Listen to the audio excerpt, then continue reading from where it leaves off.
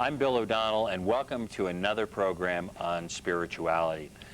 Today in the studio, I'm very excited to have as my guest Father Jose Superiaso. Did I get it right? You got it right. And, you know, from the St. Francis Cathedral, he is the brand new head of the Center for Native American and Hispanic Spirituality at the Santa Fe Institute for Spirituality here in Santa Fe. And I want to welcome you, Father, for coming in. Well, thank you so much. This is a great honor. I'm so excited about this. Father Jose has been one of my confessors over at the Cathedral. I'm going to start off, you know, with the only criticism I know to tell on him is, you know, when you go to confession to Father Jose and you feel great and you come out, and then you immediately feel guilty right away because there's a big line waiting for you because he does spiritual direction there, which I like, but, you know, unfortunately, there's not enough time for that. So thank you for that compliment. So all the people at the Cathedral will have a smile on their face when they see it. I've asked Father to come in because in all seriousness, there's a very, very big event coming up in August of 2003 here in Santa Fe. And it's unprecedented, and it's a first in the church here in North America, really. So, Father Jose, why don't we start with that, and then we'll come back and get to know a little more about you. Of course, I would like to invite everybody to consider joining us, especially the native community of northern New Mexico, the Pueblo people, as we celebrate the dedication of Blessed Kateri in front of the cathedral. What an honor, because this is a very powerful gesture on the part of the Catholic Church that indeed the time has come for the church to recognize, to respect the indigenous spirituality of our native people, especially the Pueblo people here in town. In fact, as I was looking at, oh my God, I forgot the picture of Blessed Kateri. Anyway, I have it in my van, but I forgot it. But at any rate, when I was looking at her, of course, Blessed Kateri is a Mohawk, you know, Algonquin Mohawk. She belongs to that tribe. But when Stella Loreto interpreted the Blessed Kateri said, my God, she is a Pueblo woman, a beautiful Pueblo woman that touched the lives of our Pueblo people here. In fact, our Kateri circles here in northern New Mexico are so strong. In fact, last year in the Blessed Kateri Conference, you see, Native American Catholics, we belong to a conference. We call it the Tekakwitha Conference. And this is the national conference of all the indigenous peoples here in the country. And in fact, last year we had the second biggest delegation to this conference, all from our Archdiocese of Santa Fe. So that was amazing. That means Blessed Kateri is definitely a part of the life of the Indian people here now, considering the fact that she may not be from that tribe, but definitely she crosses boundaries. She crosses tribal differences. And now she's now a model of discipleship, a perfect woman disciple, Native American at that, and at the same time, a part of the Catholic Church of northern New Mexico. So on August 16, at 5 o'clock, we will have this long procession featuring the different Kateri circles, which will of course end up in front of the cathedral, wherein the dedication of the statue of Blessed Kateri will be presided and will be blessed by His Excellency Archbishop Michael Sheehan in the presence of all the different tribal leaders and spiritual elders here in the different Pueblo tribes that we have. And I understand even there are people, Native Americans from all over North America are coming. Well, you bet, you know. Yeah. In fact, we have a delegation from the Mohawk tribe where she comes from. In fact, the readings for that, they will be in Mohawk. Isn't that amazing, huh? How even the different Indian languages are now accepted as a part and parcel of a Roman Catholic liturgy. So we will have Mohawk representations. We will have representations not only in Canada, but as far as Alaska, of course. And I hope I can invite some more islanders, you know, even islanders from Hawaii and the rest of the Pacific Islands to join us, because this is a historic event. And at the same time, it coincides with the 150th anniversary celebration of the cathedral. So it had been there for the past 150 years. It's time to celebrate. Right, and that'll be celebrated October 5th, I believe. Yes. In 2003 at St. Francis Cathedral here in Santa Fe, and everybody is invited. So yeah, this is major. It's nothing like this has ever happened anywhere. Exactly, exactly. Why is it happening? Major. Why is it happening here, Father? Well, I guess you know what. This had been the teachings of Vatican II. We're talking about inculturation. And I can see after all these years the development of inculturation, huh? And finally it has reached a peak point wherein even in our own archdiocese, all of a sudden, hey, native clergy, native peoples, all of a sudden considered a very significant part, of the church, the local church. In fact, it's a great honor for me to be at least one of the 2 indigenous priests here in town. Actually, we're only 2, Father Ed and I. Father Ed is in the south side of Father the Ed Savila. archdiocese. Yeah, exactly. And he belongs to the Isleta, and I more or less am representing more or less the northern groups there. So I would say we have reached a peak, and I have seen it develop after all these years of, living according to the wisdom of Vatican II, which is deeply rooted in enculturation, huh? Which simply means, that definitely the church must be incarnated within a certain culture. And here in northern New Mexico, we have the Hispanic culture. Boy, that has fully grown, and the Native American culture, and I'm so happy that it had been there for the past 400 years, and it's now bearing a lot of good fruits. In fact, we are ordaining 2 deacons, native deacons, this July 12. No, one on July 12 and the other one on September 13, and I'm so excited about that because they are both Pueblo Indians who really went through the formation and now are ready to be ordained and ready for action, so to say. Well, for those who don't even know about this dimension in the church, why don't we just address those issues? I mean, how did the faith, come to the Native American people? I mean, the most famous, of course, is the image of Our Lady of Guadalupe, when Our Lady appeared as an Aztec maiden. She didn't come as some Anglo gal from, which she never was anyhow, from Europe, but she actually, and if you look at the tilma and you look at the image of Our Lady of Guadalupe, she's an Aztec maiden. Definitely, and that was the beginning of it.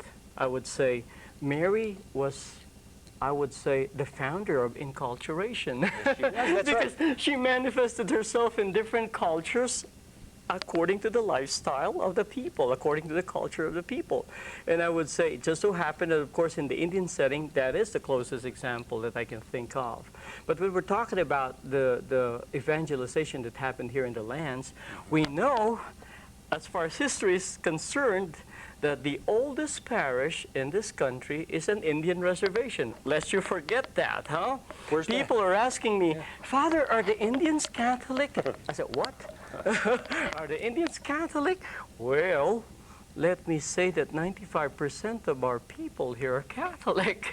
And in fact, the oldest parish founded in 1598 was San Juan Pueblo. When the friars came over, the establishment, the Spanish establishment was centered in San Juan. So therefore it follows that the first church, the first chapel, the first, so to say, Catholic presence will happen where the first establishment was erected. So it just so happened it was in San Juan Pueblo. So the oldest parish, it's even in the Archdiocesan book that indeed we are so honored that San Juan Pueblo is the oldest parish, not only in the Archdiocese, but in the whole country, 1598. Can you beat that? Yeah. So that answers my own question. I remember hearing myself, your boss, Father Jerome, from the cathedral, when he was the chancellor, arranged a very unique thing. He arranged for the Holy Father to address the people of New Mexico as he flew over on his way to Arizona. And I heard it myself when he said, the people of New Mexico, and he referred to it as the cradle of Christianity, because it was those Spanish Franciscans coming in over 400 years ago who brought the faith here. It's been even before the Pilgrims landed on Plymouth Rock, and it's been here and flowered ever since, and starting with San Juan Pueblo. Exactly. It's amazing. It's amazing. In fact, Santa Fe, the so-called city of Holy Faith, was only developed 8 years after that. Yeah. So in my own ancestral tradition of the Irish and the Celtic, they talk a lot about how St. Patrick, supposedly, who wasn't Irish, who was the patron saint of Ireland, brought the faith there, and that Celtic mystical earth-based tradition saw through and was able to accept it because of the mystical dimension, how it fit in with their belief of the Great Spirit and the rest. And is that analogy true for Native Americans as well? Well, definitely, and that's exactly the field that I'm trying my best to go into, so that we can really readily go with dynamic equivalence, so to say, the dynamic translations of the culture with the teachings of the Catholic faith. As you were saying earlier, just like the Guadalupe, when the Guadalupe appeared, when the Virgin appeared as an Aztec maiden, all the symbols in her attire was definitely conveying to the Aztec Indian the message, through the Aztec symbols. Through the Aztec symbols, Juan Diego was able to decipher easily the message of this woman. So that's exactly what I mean by dynamic equivalence. And that's what I'm doing right now. I'm trying my best to inculturate, meaning to say, seeing to it that we can have a solid dynamic equivalent of the teachings of the Catholic faith with the wisdom that the elders have been handing down to us, from generation to generation. Yeah. Yeah, folks, just remember, this church is not a white bread church somewhere. It's not a head-dominant church. If you're there, you're missing a big dimension of the faith. It's actually an experiential deal. I mean, even when you guys, as ordained priests, I mean, in New Age terms, you say you were channeling the Holy Spirit and transforming that bread and wine into something metaphysically quite different. Is that not true? Is that a fair thing to say? Or when you transform it, when you do, and when I feel it, you're giving me absolution. I mean, I feel like something is lifted that's at a spiritual level. Something's actually happening. It's not just in my head. I experience it. I feel it. Well, that's a great point. Of course, as Catholics, we call it the Holy Spirit. But for us in the native and in indigenous culture, we are greatly dependent on the Great Spirit as well.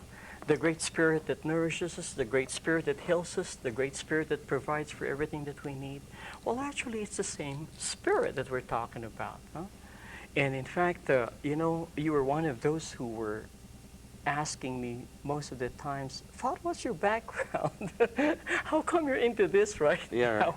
Well, actually, I think this is the best time to say it. Actually, I was ordained 18 years ago, but I was just aware of the fact that I'm native. I'm aware of the fact that I'm indigenous, I'm aware of the fact that I am a priest. But I am also aware of the fact that I won't function as a native priest until I experience the Great Spirit calling me to be a priest for the native peoples.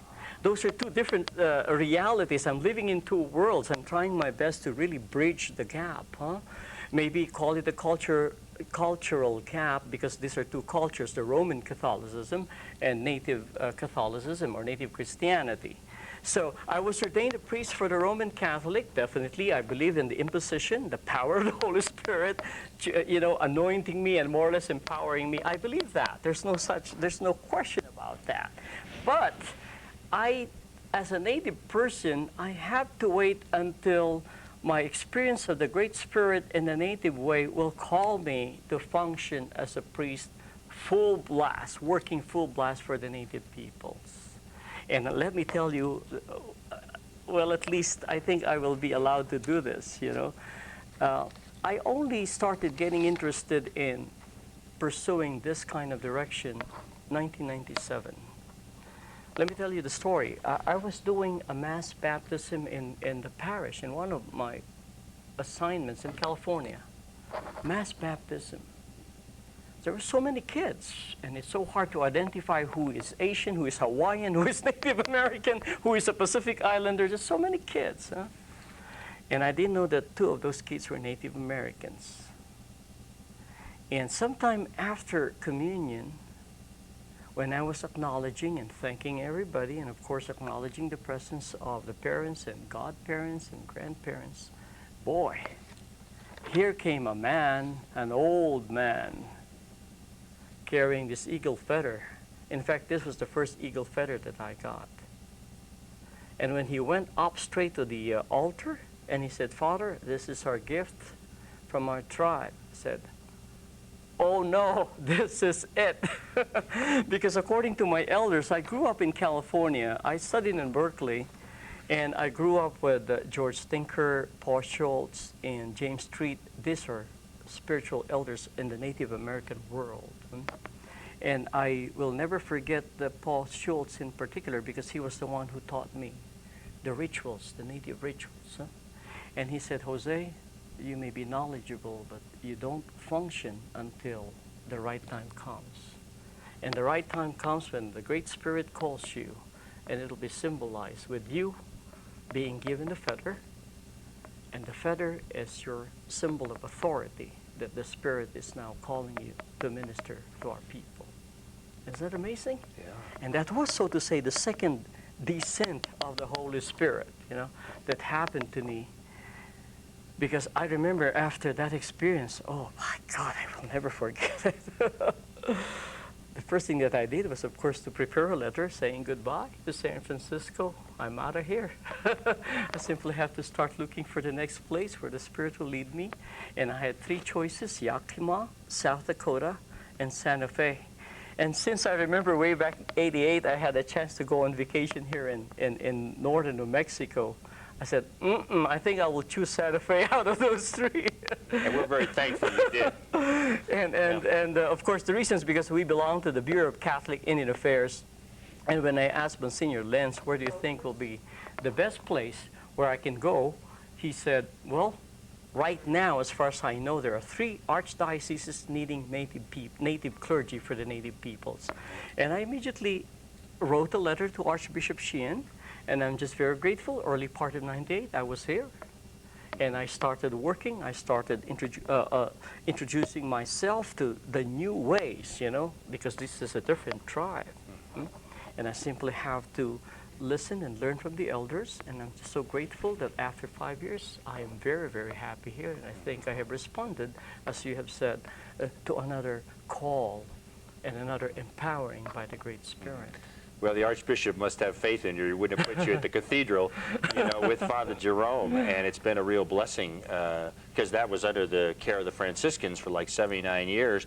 And then all of a sudden, who does he put? He puts you and Jerome there to be the lead-off diocesan priests for the Mother Church. So it shows a major commitment, I think, by Archbishop Sheehan. Exactly. And I think I saw the wisdom behind him pulling me out of Taos. I was in Taos, and all the while I thought I was in heaven already. Yeah. I really enjoyed Taos a lot. I really learned from the elders, the wisdom of the elders. In fact, I'm wearing a symbol that at least reminds me that I'm the 3rd generation spiritual elder wearing this. And this was a gift to me recently by the elders in Taos.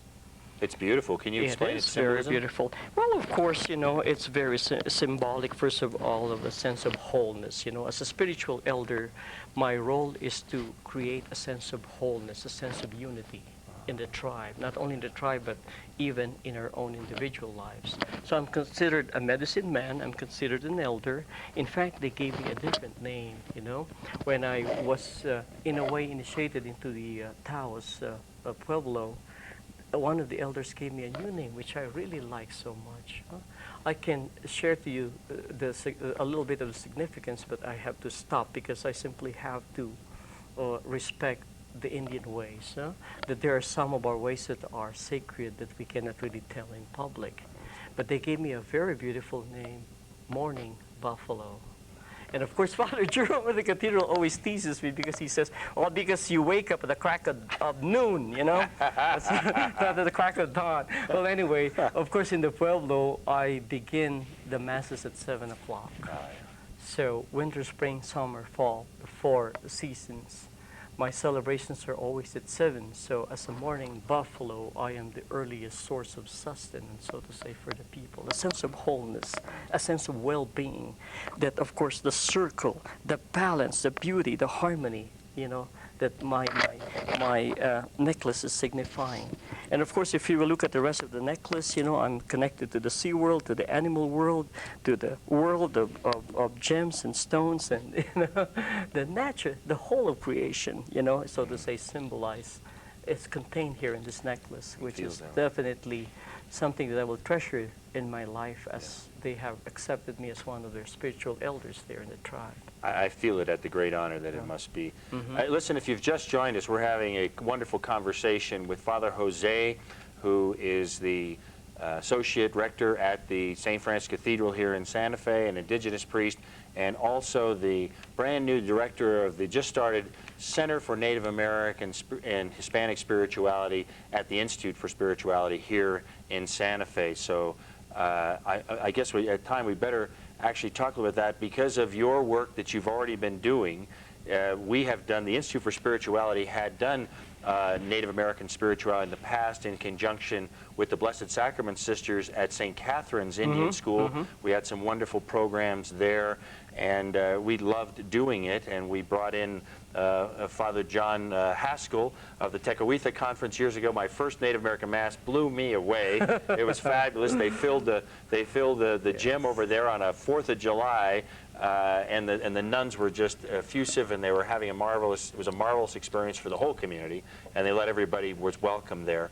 And so now the Institute has picked it up again at this wonderful time to start this new center. Tell us a little about the ideas for the new Center for Native American Hispanic Spirituality. Well, let me first begin by at least acknowledging the fact that indeed we are so grateful to the Franciscan friars and the rest of the clergy who kept on handing on the faith to the native peoples.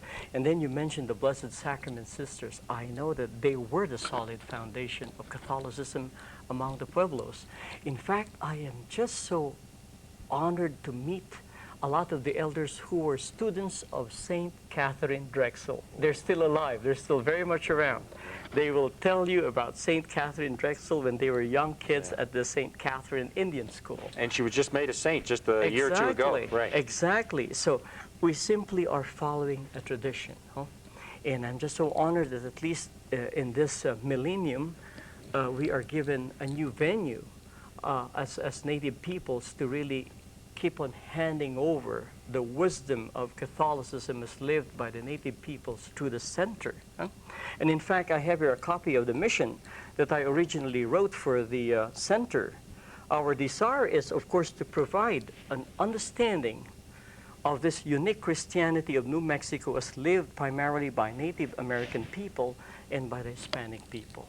And we would like to share, of course, the wisdom of such unique way of living Christianity that I told you earlier about the dynamic equivalence of living Catholicism, the Indian way and the Hispanic way, to a more national and more international audience, maybe by means of our conferences and newsletters and workshops, but primarily by experiencing Catholicism is lived by the indigenous peoples themselves, I think that's the best way to do it, the rituals, the ceremonies, and really introducing them to at least the essence of it, without explaining the details, but at least an introduction to why this is done, and why this is considered a very, very sincere and very profound expression of Catholicism. That's exactly what we wanted to share. And of course, as a newcomer also here in town, I have always learned that New Mexico is a land of enchantment. And that's exactly what is enchanting the people to come here. The very deep blending of culture and faith, the way of life that is religious, whether you like it or not, it's religious, It's there before your eyes. Go around downtown, you will see it, And maybe this is one of the few cities in the country who is so proud of really living out the faith and celebrating the faith. And that's exactly the purpose of the center, to capture that faith which a lot of the people are longing for, looking for in their lives, and really share it. And hopefully the Indian way of doing it, the Hispanic way of doing it, will be maybe a starting point for an individual seeking for God, seeking for faith, seeking for spirituality and religiosity, and to see it as lived by our people. So that's exactly the reason why we have established this is the mission of this new center. It will be called the Center for New Mexican Native American and Hispanic Spirituality. In the past, we called it Christianity, but I think we might as well give it a focal point, spirituality, so that it's more inclusive. It's not only embracing the Christians, but rather it's more inclusive. When we're talking about spirituality, eventually we will see anyway the unity of the wisdom, the oneness of the wisdom that the native peoples and the Hispanic peoples have lived after all these years and years. And we at this time also want to honor the late Don Pedro Ribero Ortega, who was a member of our board and taught for many years at the Institute for Spirituality, who passed away this year after a significant illness. And he was the one that really got this going. He was descended both from Native American, Hispanic forebears here, and one of the dynamic teachers for many years here in Santa Fe. And really, we're doing this in his memory as well as others who have come, as Father Jose said. So we want to make that point clear for all those who knew him as well. Well, definitely. He was a pillar of Hispanic Catholicism here in town. You know, I learned a lot from Don Pedro when he was still alive. And I'm greatly indebted to all such wonderful pillars, so to say, of wisdom here in town. Yeah. We also want to honor the Christian brothers who, the Institute for Spirituality is basically the Salian ministry, and they also have been longtime educators here in carrying the faith. And to establish Brother Brian Dabowski, who started the Institute for Spirituality here at the College of Santa Fe. And we also are sharing this with you because we want to encourage you to get involved, and you're welcome to do this. This is a startup organization. Everybody is welcome to participate. We also want to let you know there will be some presentations during Spanish Market as well in July of 2003 at the Cathedral, so be watching the newspapers and plan to attend those where Father Jose will be teaching. The reason we got this going together is because he was already working. He was teaching at the Plaza Resolana for the Presbyterians and the Episcopalians and around. He says, well, we need this here, and the Archbishop agreed, so here we go. Yes, I just noticed that there is a hunger for such kind of wisdom and spirituality. And in fact, since the time that I came over, I was already invited left and right by different institutions here in town to just share at least what is it to be a spiritual leader, you know, in the Native American perspective, and put it into a course. That's how it all started. And I'm just glad that indeed, finally, here is a solid center based at the college that we can establish, and which will be the venue for at least more deeper understanding of such spiritualities of this land. Huh? Yeah. So we've run out of time. I'll give you another minute, but I just want to tell folks at home, watch the credits, but you can go to find out more information about the Institute for Spirituality. You can call area code 505-473-6390, or go to the web at www.csf.edu. That's College of Santa Fe, edu. And scroll down and find the Institute for Spirituality there, and you can find out more information about the Institute for Spirituality and particularly the Center for Native American and Hispanic Spirituality. So unfortunately, we've run out of time, and we've just scratched the surface. So I want to encourage you to tell your friends about it, and it's a very exciting program. We hope that you'll participate. Please come to the Cathedral for the activities there for Spanish Market in July and for the big, very big Native American thing in August. When's the date on that? Do we know offhand? Well, July 24th for the Encuentro, an encounter with the Santeros and Santeras and the sharing of their faith on how they produce these arts and retablos and bultos. So that's something very, very interesting because we'll hit on the spirituality of the Santeros and Santeras. Then August 16, dedication of Blessed Kateri Tekakwitha. And then September 25 and October 2, I will be talking about the spirituality of native peoples and the inculturation of the spirituality into the Roman Catholic liturgy. And then October 5th for the 150th anniversary. We've run out of time. Thank you for viewing. Watch the credits. Feel free to contact us. We want to hear from you. We appreciate your support. If you like this kind of program, we would like to know about that as well to keep doing it. So this is Bill O'Donnell on behalf of everybody here at Spirituality TV. I want to thank you for viewing, and watch next week at this time for another program on spirituality.